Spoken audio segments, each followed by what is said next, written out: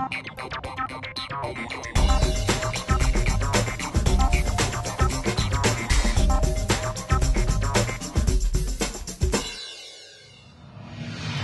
and welcome to another episode of Bloomfield Buzz TV.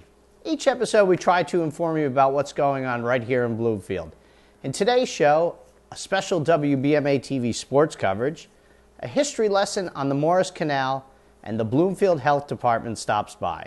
But first, I had a chance to be at the press conference for the upcoming Restaurant Week.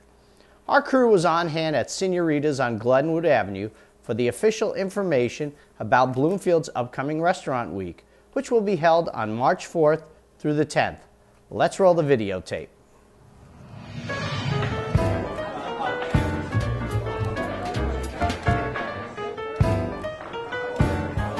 I just want to thank everyone for being here today. It's an important day for Bloomfield. Restaurant Week is coming up in 3 weeks. It's going to be a very important week. There's a lot of excitement building. I want to introduce the people that are mainly responsible for this.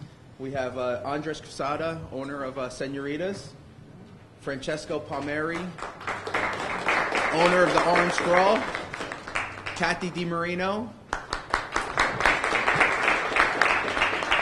Linda Barucchi, and Nancy Zimmerman, who was not able to be here today.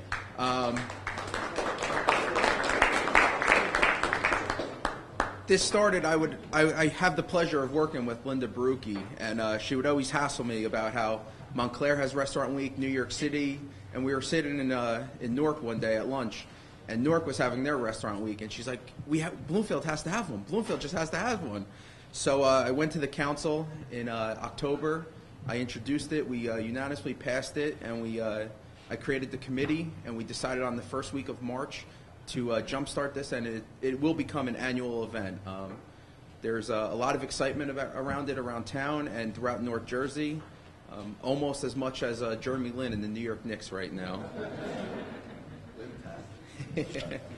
Currently, we have 24 restaurants participating in this, and I just want to thank all the sponsors that are helping out by donating funds and putting up posters and doing all they can to make this event a great success.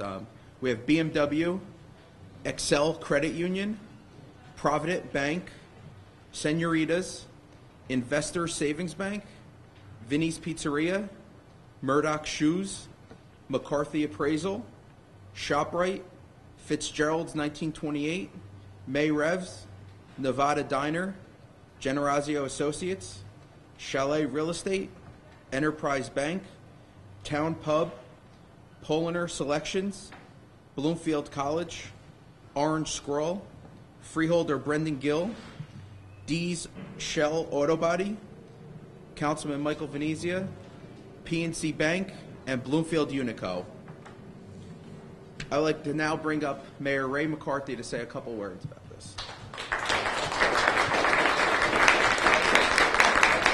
Thank you, Councilman. You know, it is a great pleasure. When the councilman brought up this idea, I thought, gee, what a stretch.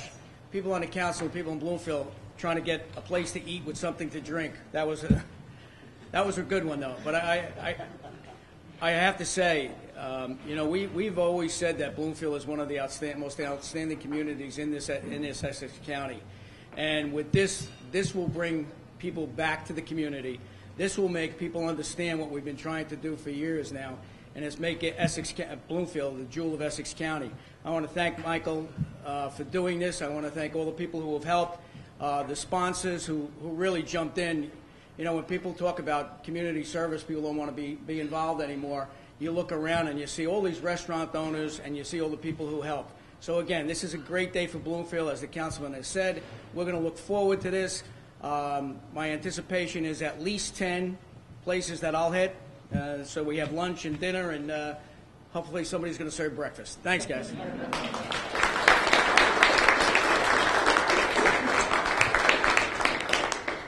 Our next speaker, even though he's from Montclair, I do expect him to be dining out in Bloomfield at least 5 times that week. We have freeholder Brendan Gill.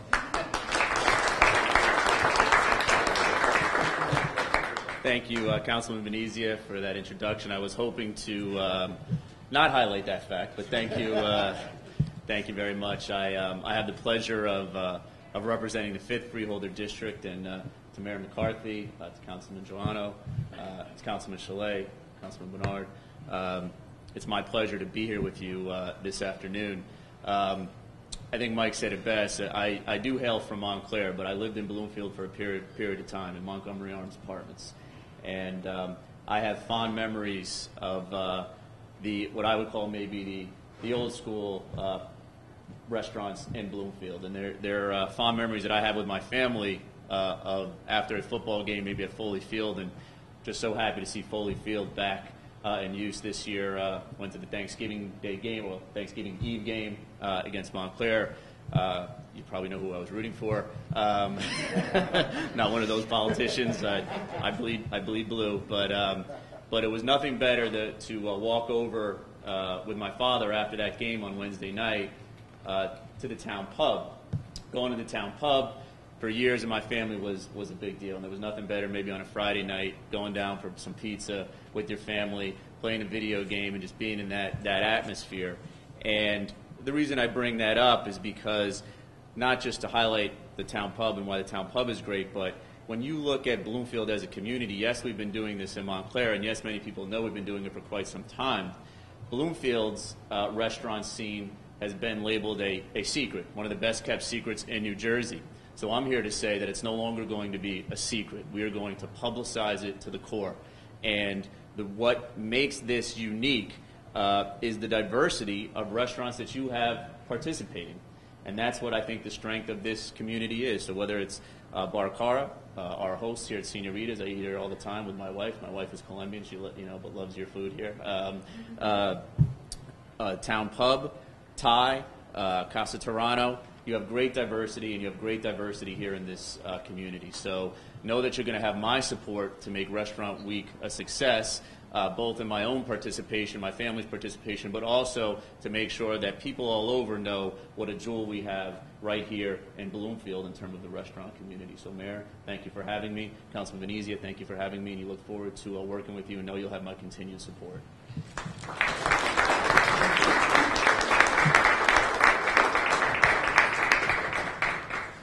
When I first introduced this in front of the council, and I put forward Linda's Baruchi's name and Kathy DiMarino, I got a call a couple days later from my good friend Andres, and he's like, "Can I be on the Restaurant Week committee?" And I was like, "Absolutely." And he's been a great addition to it. We brought the restaurant side into it in addition to the volunteer side of it. So Andres, if you want to come up and say a couple of words.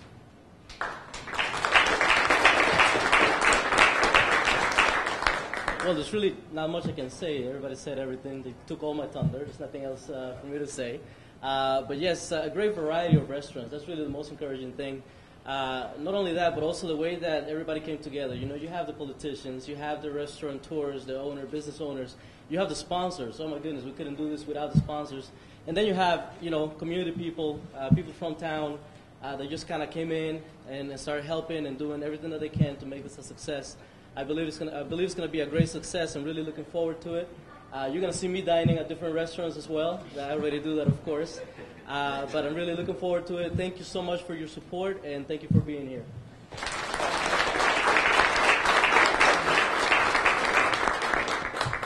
And then one of the main driving forces behind Restaurant Week, Linda Baruchi.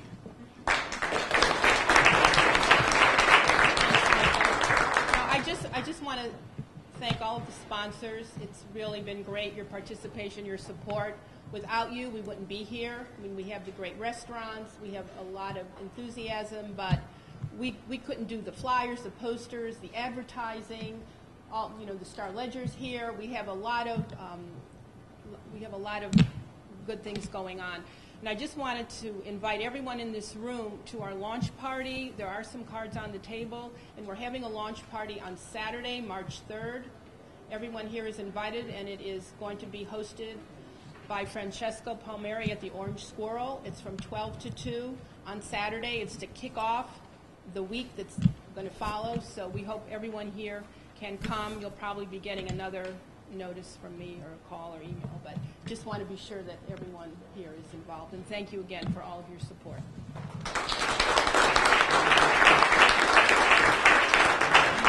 I would like to also give a special thanks to my fellow council people, Councilman Nick Joanno, Councilman Elias Chalet, Councilman Carlos Bernard, and then we also have Councilman Bernard Hamilton, who was not able to be here today. And I also want to thank former council members Bob Ruan and Janice Letirio.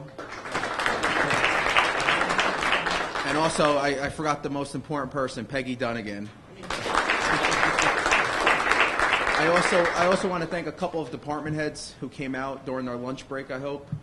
We have Director of Law Brian Aloya,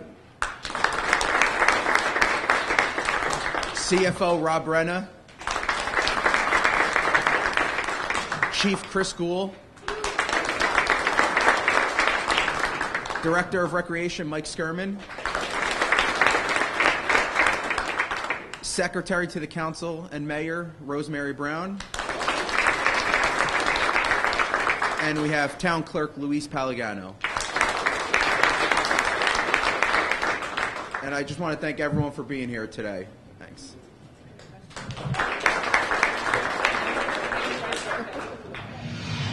There are over 20 restaurants participating in this event with a prefix menu of $30 or less. Plus, each restaurant will raffle off gift certificates to guests who dine during the week for future dining events.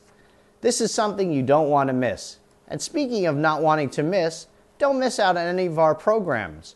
Visit our website and click on our programming guide for the days and times when shows air.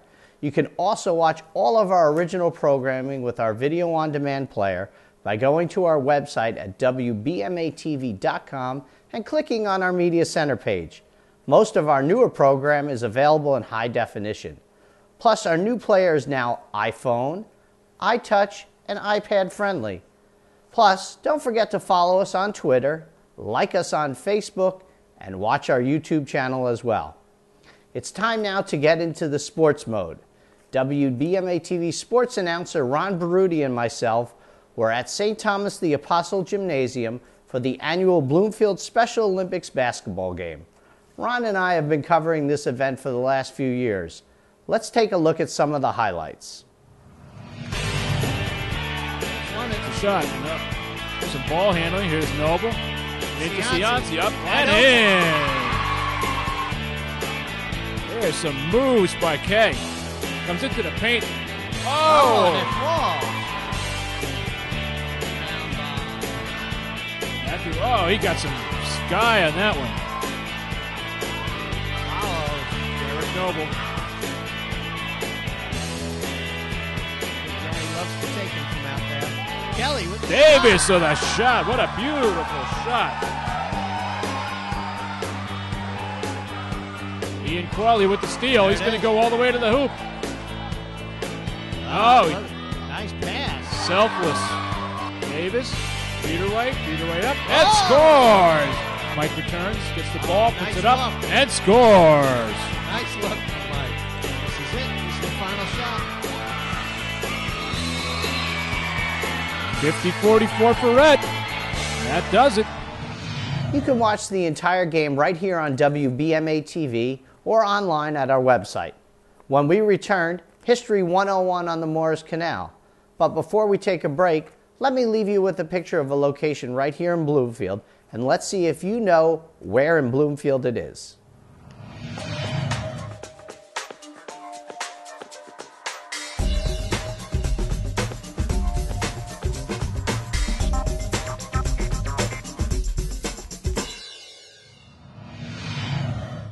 Rosita, did you know there's a right way to sneeze? Let's show them, Elmo. Yeah, got it. When you feel like your nose needs to give it at you, this is how you act. This is what you do. Lift your arm up high, bend it toward your face. Sneeze right there in the bendy place. Achoo! Achoo! You can do it with ease. Achoo! Achoo! That's the right way to sneeze. Thank you. To learn more about about preventing flu, visit flu.gov. G-Morning, sunshine. Wakey, wakey. Text me. Are your parents home later? We can hang. LUV, love you. JK. Holla back. Holla back. Holla back. Are you with your friends? That's lame. We're in a huge fight right now. XO. What'd you dream about? Something I did. Are you on your way to the mall? I'm lonely. Nude pics. Send me some. Text me. Come on, boy. Come on.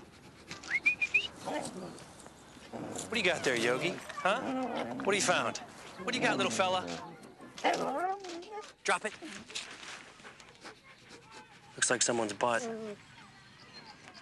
Yeah, they probably lost it playing with their kids. Hey, leave it. Come on. Come on.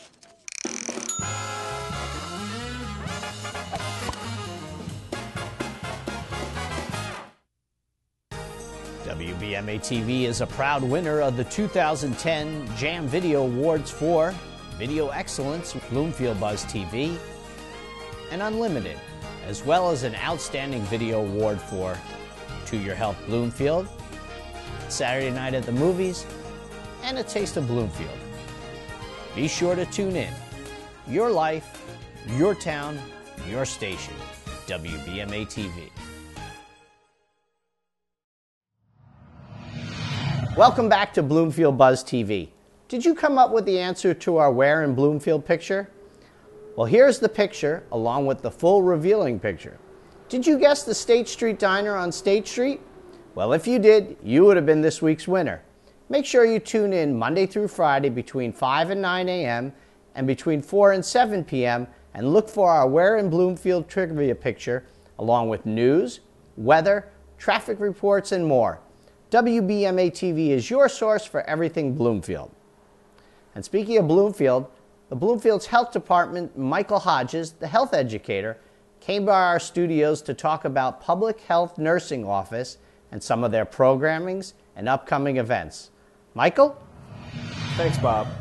I'd just like to tell our residents about some of the up-and-coming events in the health department. On March 23rd, from 8 a.m. to 10 a.m., we're going to have a blood screening, and the blood screening consists of a complete blood count, and it will also check blood glucose, iron, cholesterol, triglycerides, LDL, and HDL. The cost is $25, and pre-registration is required, and for best results, we recommend that fasting is done. At the same time, we'll be offering PSA blood screening for men only, of course, and the cost for that is $35. Also, did you know that public health nursing provides adult vaccines? The vaccines are free of charge, and there is a small nominal administrative fee. The office offers meningococcal vaccine, Tdap, human papillomavirus vaccine, hepatitis A and hepatitis B vaccines. Tdap is especially important for anyone who is going to be in close contact with an infant, such as new parents, grandparents, aunts and uncles, and child care workers. The Office of Public Health Nursing provides many screenings and programs throughout the year. Currently, our website is under construction as we update the information and make it more user-friendly. Our goal is to have the website become a reference source for our residents. Now, while our website is being nursed back to good health, please feel free to contact us to ask for more information about what you heard here or to inquire about other screenings that are offered. Our phone number is 973-680-4058, or feel free to email us at nursing@bloomfieldtwpnj.com. We look forward to hearing from you. Bloomfield's Health Department's Mike Fitzpatrick, the health officer, dropped by our studios to talk about the human services offered by the health department, some of their programs, upcoming events, plus the Bloomfield Animal Shelter's official Facebook page. Let's hear what he had to say. The Department of Health and Human Services provides several services to the residents of Bloomfield. Among them, from our Human Service Division, is benefit screening for financial services, including but not limited to assistance with food stamps, prescriptions, utilities, eyeglasses, Medicare programs, rental and mortgage assistance programs, psychotherapy, and medication management for couples, individuals, and children. Confidential anxiety and depression screenings are also available. Our Neighbor Network has the opportunity to match volunteers for companions for isolated seniors. But in addition to that, we can provide volunteer opportunities for residents that want to volunteer in all areas, including adults, children, and animals. The mobile welfare van is scheduled in front of Town Hall on a monthly basis. Call Human Services to book an appointment if you cannot get down to the welfare office. Official Animal Shelter Facebook site has a new name and a new look. It's Bloomfield Animal Shelter, John A. Bukowski Shelter for Animals, and you can see it behind me. We're going to have a rabies clinic scheduled for May 6th from 9:30 to noon, and check out more information on our website regarding these details. A new program we'll be starting that the Health Department has just begun is a quality of life inspections. If you have any questions or complaints, call our main office at 973-680-4024 or email us at health@bloomfieldtwp.com.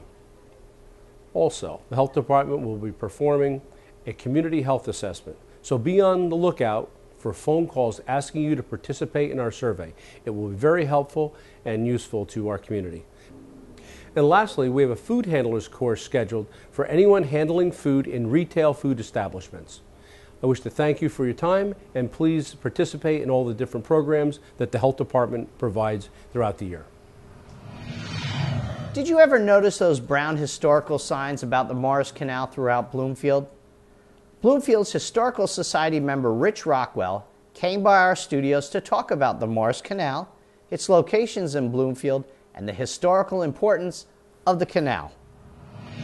The canal crossed New Jersey from Phillipsburg to Newark. And as you can see in this map, it took not a straight path. It followed the most level part of the land. And the distance from Phillipsburg to Newark, if you drew a straight line, was 60 miles.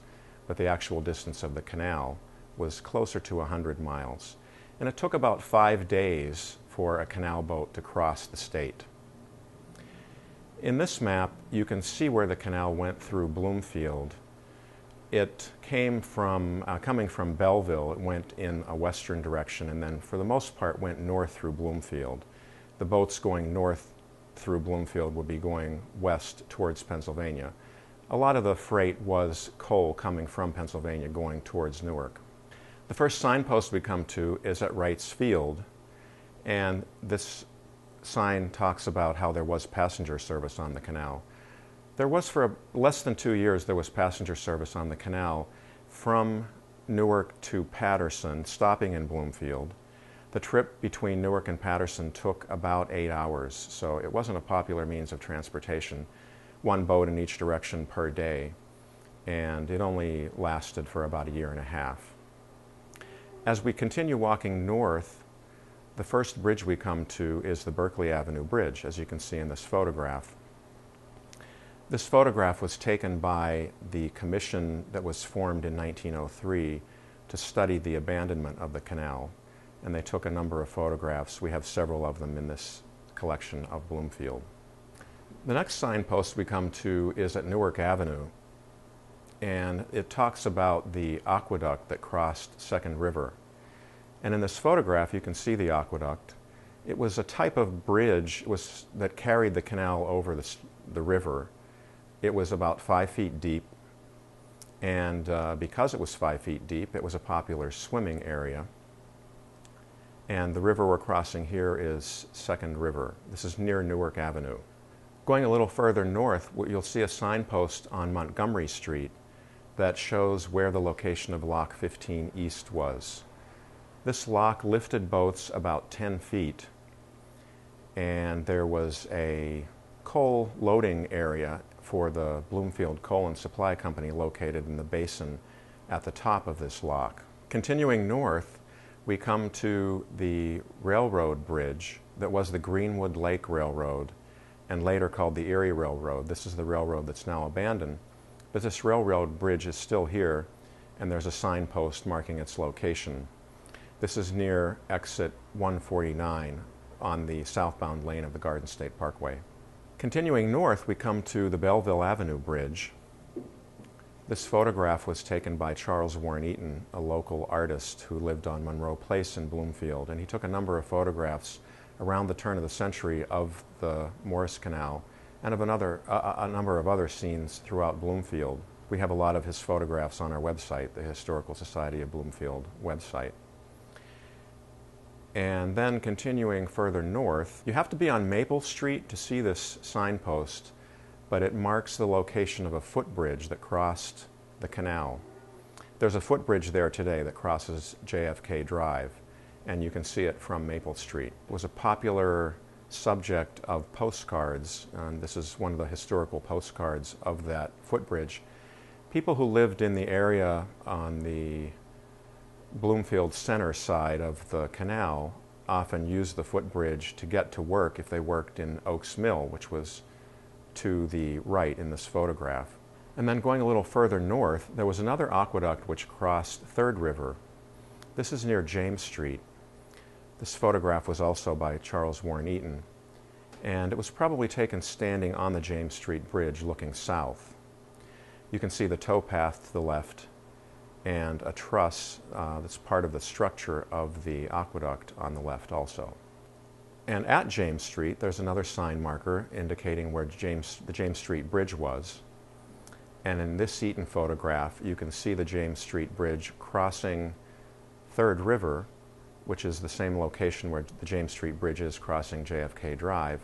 And you can also see a bridge off to the left, which is the bridge crossing Third River on James Street. Just a little further north of James Street, when we come to Baldwin Street, on the Baldwin Street Bridge, there's another signpost, and that indicates where the beginning of the inclined plane, which was number 11 East, was located. This plane carried the canal boats up a height of about 50 feet. It was similar to railroad tracks, and the canal boats were loaded onto a cradle and pulled up the plane. The little house you see on the right is the plane house, and there was a mechanism in there that used water power to drive a drum that pulled a chain that pulled the canal boats up the plane. And the house that you see on the left is the Collins house, one of the oldest houses that's still standing in Bloomfield. And this is where you can see an incline on JFK Drive today as you drive north on JFK Drive. At the top of the inclined plane there was a basin. There was a store there. The white building you see on the left was a store. Just beyond that in the distance was the combination rubber mill. And this was a popular place for people to stop at the store when the canal boats reached the plane. The plane was not in operation overnight, so if people reached the plane at night, this is where they would stay, stop and keep the boat overnight. The last signpost is at Watchung Avenue, and it shows where the canal crossed Watchung Avenue. If you look to the north or the south, you can see sections of the canal where the canal used to be that was never filled in. There are only two sections of the canal left in Bloomfield that were never filled in. This is one of the locations. There's another location a little farther north, and we'll explore that in the slideshow in March. As a reminder, don't forget Bloomfield's Restaurant Week, March 4th through the 10th, plus the Township's 200th birthday celebration will kick off with a special ceremony at the high school on March 23rd. Now make sure you tune into WBMA-TV on a regular basis for all things Bloomfield. We're located on Channel 35 Comcast and Channel 30 Fios. Visit our website at WBMA-TV.com for more information, programming schedule, live streaming video of our station, along with high-definition video on demand. Plus now you can follow WBMA-TV on Facebook, Twitter, and now we can be viewed in high definition on Roku by adding the PEG.TV channel. Well, that's going to do it for this episode of Bloomfield Buzz. Join us again next time as we continue to explore Bloomfield and find out what's happening in your community.